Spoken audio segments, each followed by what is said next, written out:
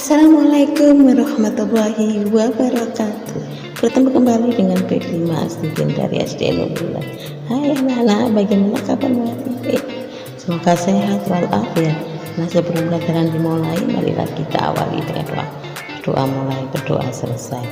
Anak-anak, jangan lupa ya ikuti protokol kesehatan, jaga jarak, pakai masker, cuci tangan dan yang bergizi. Nah anak-anak, pada kesempatan kali ini kita akan membahas tema 4, yaitu globalisasi, subtema 2, globalisasi dan manfaatnya pada PB2.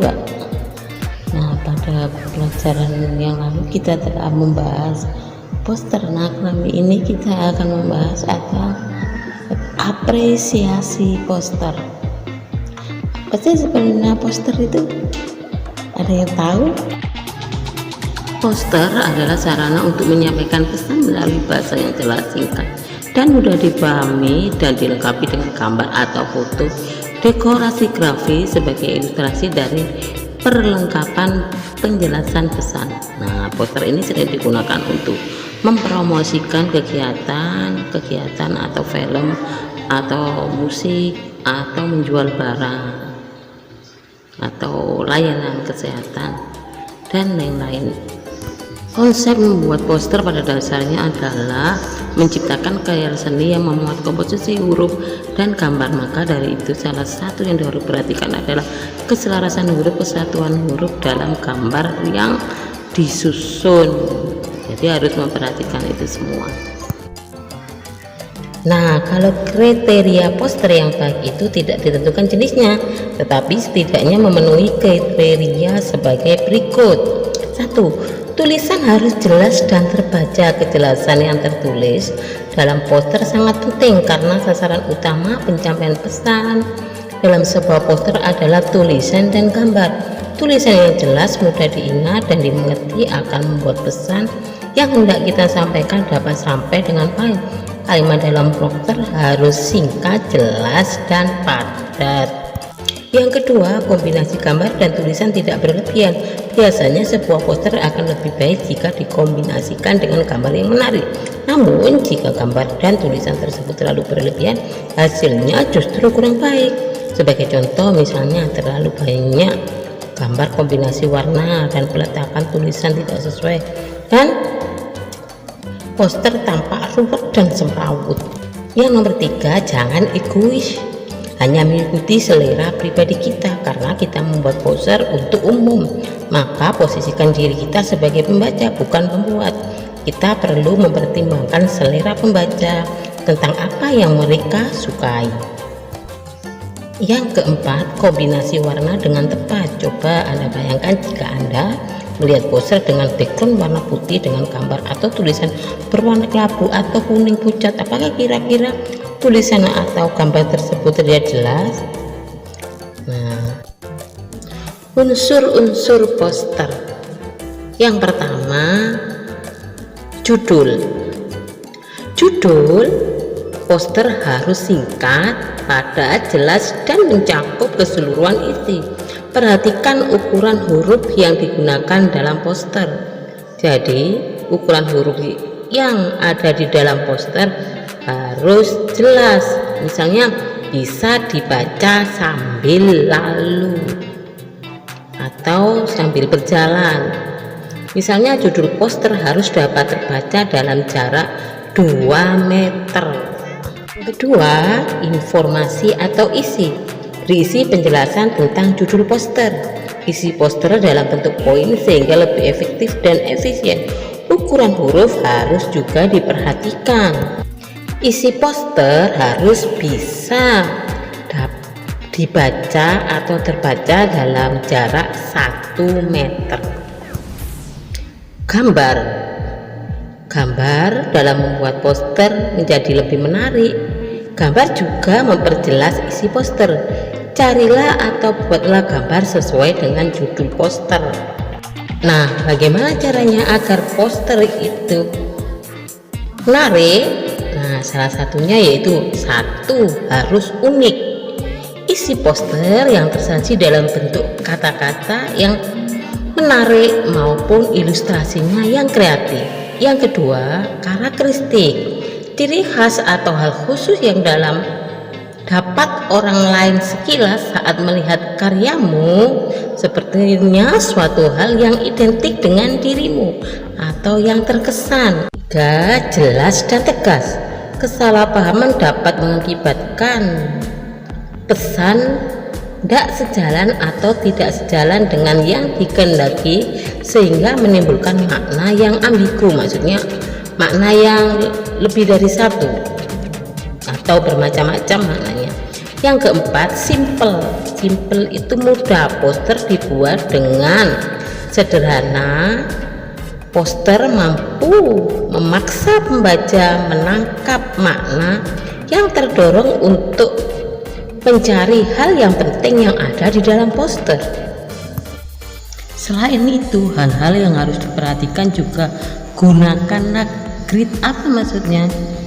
Ketika ingin membuat poster sebuah artikel, maka gunakanlah grid agar artikel tersebut rapi, mudah dibaca, dan terlihat lebih bagus. Coba Goodlink, majalah yang terkenal, pasti mereka menggunakan grid ini. Yang kedua, line art atau hierarchy. Arahkan mata membaca dari arah yang paling penting ke arah yang kurang penting. Contohnya, judul dari artikel harus menjadi arah yang paling mencolok, kemudian ke subjudul dan berada di urutan yang kedua, terus gambar di urutan yang ketiga, dan artikel di urutan terakhir. Yang nomor 3 adalah headline, yaitu bagian yang penting dalam poster yang dibuat. Headline ini akan menjadi pusat perhatian bagi pembaca, misalnya diskon 50% untuk 50 pembeli pertama dan sebagainya. Yang keempat, sisakan ruang negatif. Sisakan ruang negatif dalam sebuah poster yang dibuat. Terlalu banyak teks atau ornamen akan membuat poster menjadi poster yang bising, kacau, dan kurang enak di mata, sehingga tidak komunikatif. Yang keempat, ilustrasi atau sketsa. Gunakan sketsa atau ilustrasi sesuai dengan tema poster yang akan kita buat. Ilustrasi ini akan menjadi penguat dalam menyampaikan pesan poster. Selain itu juga jangan terlalu banyak sket atau ilustrasi, cuma 1 atau 2 saja ilustrasi utama, sehingga poster kita lebih komunikatif. Yang kelima adalah ikon. Gunakan ikon yang simple atau mudah dimengerti dan sudah umum digunakan. Tak perlu menggunakan ikon-ikon rumit yang sulit dimengerti. Ikon yang digunakan agar pembaca lebih memahami pesan poster, bukan malah mengalihkan perhatian karena adanya ikon yang kita gunakan. Selanjutnya adalah simple itu keren. Inti dari sebuah poster adalah orang lain bisa mudah menangkap poster yang sudah kita buat. Untuk apa poster rumit jika pesan tidak bisa disampaikan kepada orang lain?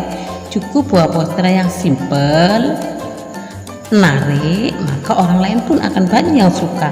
Tak perlu banyak gambar 3 dimensi atau ornamen-ornamen yang lain yang tidak ada hubungannya dengan poster.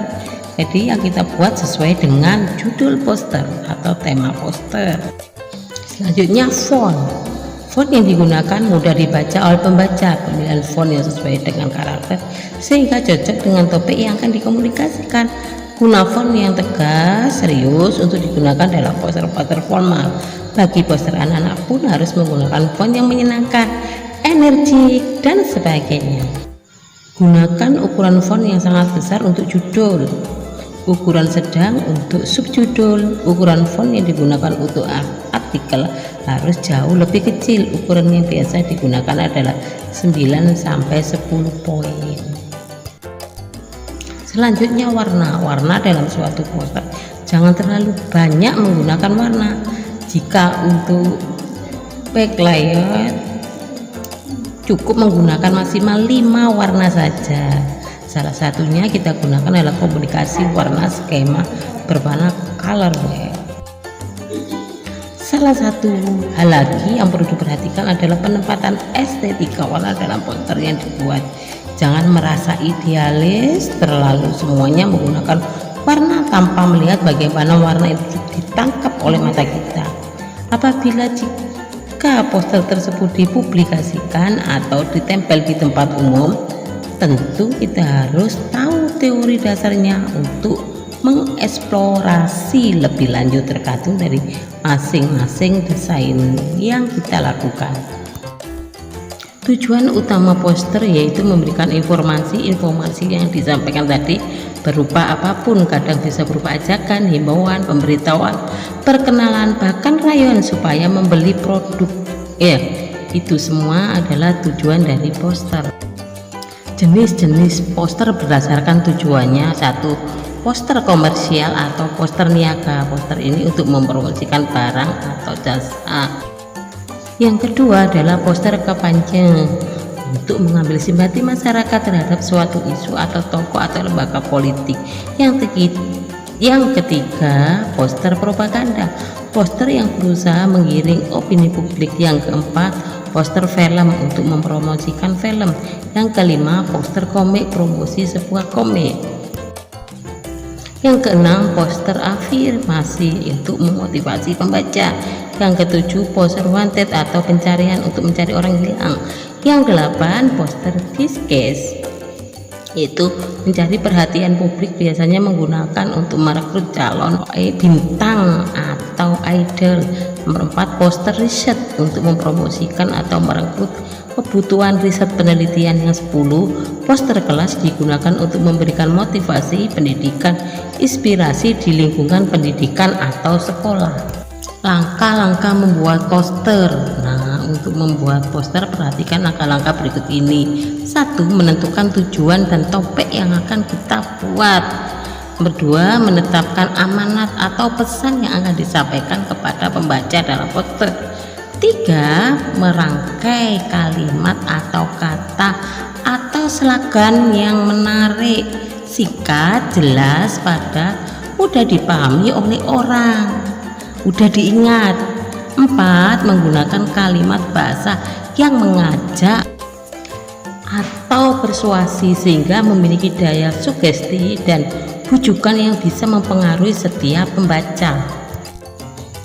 Yang kelima, menggunakan ilustrasi gambar dan latar belakang yang menarik, disertai warna yang cerah, variatif, sesuai komposisi dan pas dengan tema poster yang akan mengundang mata untuk memandangnya lebih lama. 6. Membuat poster dengan memanfaatkan media yang terbaik sesuai kebutuhan, misalnya kain, mika, seng, papan, atau bahan yang lain yang tepat. Nah, ini contoh beberapa poster. Nah, dari contoh-contoh tersebut kita akan bisa melihat pilihan warna, gambar, kata-kata. Nah, kan simple dan hemat dan mudah, menarik juga. Ini juga semua adalah contoh-contoh poster tentang hemat energi. Nah, bisa kan kalian membuatnya? Mudah kan? Nah, tugas kalian adalah membuat poster yang lain tentang hemat energi. Nah, demikian tadi materi kita hari ini. Semoga bermanfaat. Nah, salam untuk anak SD, cerdas, berkarakter. Yeay, semangat anak-anak. Ibu akhiri, wassalamualaikum warahmatullahi wabarakatuh.